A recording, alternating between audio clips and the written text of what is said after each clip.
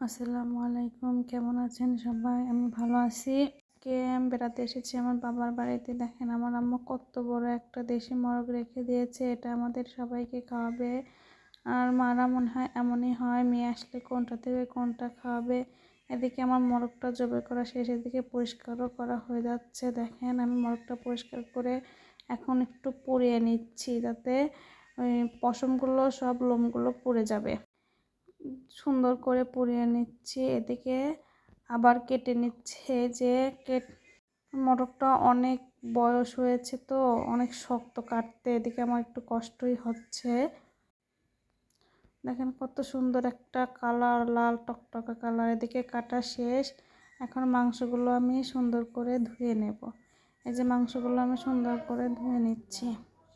এই যে পরিষ্কার পানি দেখা যাচ্ছে। এখন আমার ধোয়া শেষ, কড়াইতে পরিমাণ মতো তেল দিয়ে দিচ্ছি। এখানে পেঁয়াজ কুচি, মরিচ, রসুন এগুলো দিয়ে দিচ্ছি। এখন মশলাটাও দিয়ে দিলাম।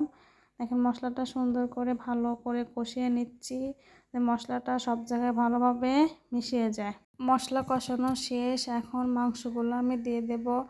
আর নতুন আলু উঠেছে, দেশি মুরগির মাংস নতুন আলু দিলে খেতে অনেক মজা হয়। যে সুন্দর করে মিশিয়ে নিয়েছি মশলাগুলো মাংসের সাথে। এখন ঢাকনা দিয়ে ঢেকে রাখলাম। কিছুক্ষণের মধ্যে ঢাকনাটা উঠে নিয়েছি। এই যে আবার একটু নাড়াচাড়া করে দিলাম। দেখেন পরিমাণ মতো পানি দিয়ে দিচ্ছি, আমার কষানো শেষ তাই পরিমাণ মতো পানি দিয়ে দিয়েছি। এই যে পানিটা দেওয়া শেষ, এখন আমার তরকারিটা আস্তে আস্তে বলক উঠছে। দেখেন অনেক সুন্দর একটা কালার এসেছে। আবার একটু নেড়ে চেড়ে দিচ্ছি।